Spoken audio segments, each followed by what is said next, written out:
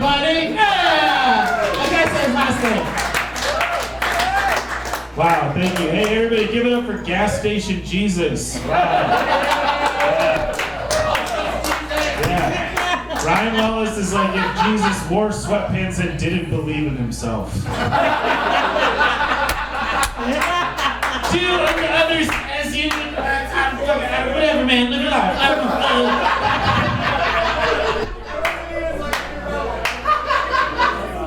The big news this week. Did you see this? Did you hear about this? Did you see this? The CDC came out with some new guidance. Yeah, it's you don't have to quarantine for It's fucking amazing to me that the CDC is still giving guidance at all. Like, who the fuck is this for? The CDC is like a substitute teacher that has lost the respect of the classroom. Like, the CDC is up there like, can everybody open their textbooks to page 83? And everyone's like, fuck you! Alright, maybe we'll just watch a movie. And they just go cry in their car. Thanks for the advice, CDC. I don't have anything. So I'm doing jokes tonight that I have not finished. So I don't like scary movies. I don't like horror movies. I don't like scary movies. So when I watch a pornographic film, I skip the oral sex. Now let me explain that. Because that is some scary shit. That is some gory, graphic, and I'm not sex negative at all. Like, live your life. The actions themselves are great. But watching, or if you don't skip over the oral sex part, like you're watching her suck this dick that she really doesn't want, and her eyes are bugging out, and she's choking. Like, what, you're into that? What are you into, Steve Buscemi with a hairball? Like, that's what you're into? And then don't get me started on the cunnilingus. And again, performing cunnilingus is like flying.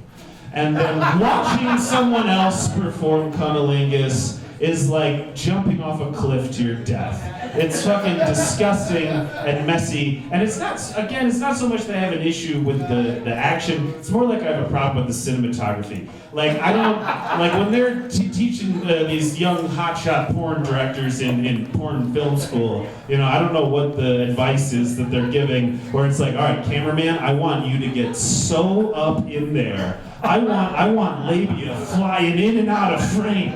And if they hit the lens, even better.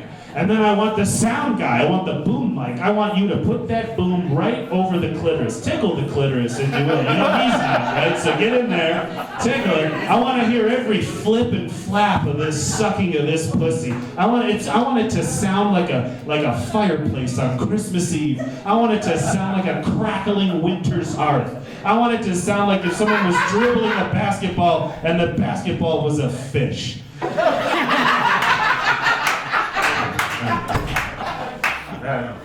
I need to keep working on that.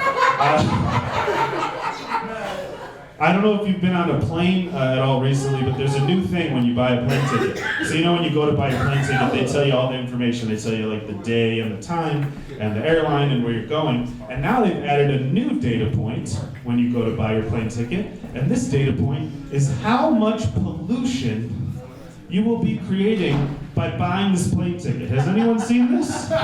Okay, well, it's true. And it's, as a white man in today's America, I love this, because I wasn't feeling enough guilt. I was looking for something to really bring me down even further. I wanna, and they really, who thought this through at all? Where they were like, oh yeah, so you're gonna buy a plane ticket to Las Vegas this weekend? That seems awfully important. Is it worth killing 13 polar bears? Is that worth it? You're going to Las Vegas, Nevada, huh? Well, you must be doing something very important there. Must be worth 13 polar bears. Are you visiting the famous charitable institutions of Las Vegas, Nevada? You piece of shit. I don't know where they got this idea from. It wasn't like when they put the calories on the menu at McDonald's that we all stopped eating McDonald's. More information did not help us make better decisions. I I fucking had a punchline and it's gone! Okay, thanks, that's it for me, everybody. See you next time.